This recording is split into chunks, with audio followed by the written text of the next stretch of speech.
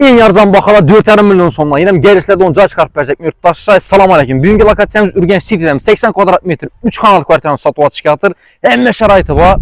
Karanla diski plaşatkələrin, bakça, məktəb, transportdan muamma yox. Özünü institutlarla boladı xuda xalasa. Danışlardan tazaq qoyamız, like, podpiskiyə sorak qalamız. Almasanızla əfsuslanırsınızlar. Anıq gəl, getdik kəsə.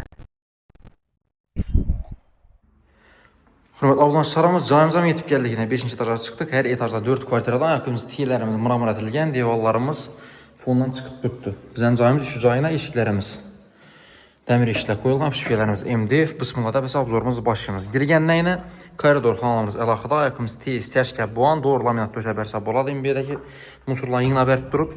Çəp tərəfimizdə sanucullarımız aylaşqan, adzelni yörtduranlarız yine. Kanalizasiya trubalar, mərsə ötkən bir də unitazına mak qoyubdular dajı.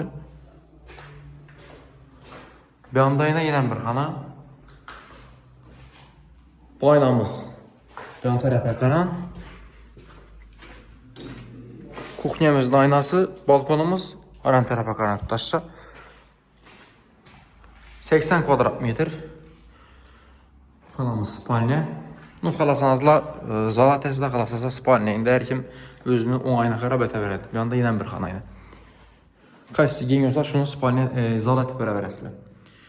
Karanlığa təkizlikinə yine səşkəmizini çistav yatıb ətəliyən. Bir yandan balkon bağ. Bir yandan balkon bağ. Yurttaşlar kuxnyada.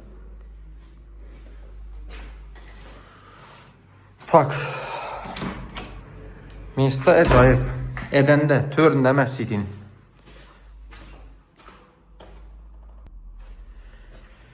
Yurttaşlar baxasına gələndə onun bozaq 4,5 milyon somdan kvadratı zor baxa 80 kvadrat metrin özəyiz köpəkdir görə verəsilər.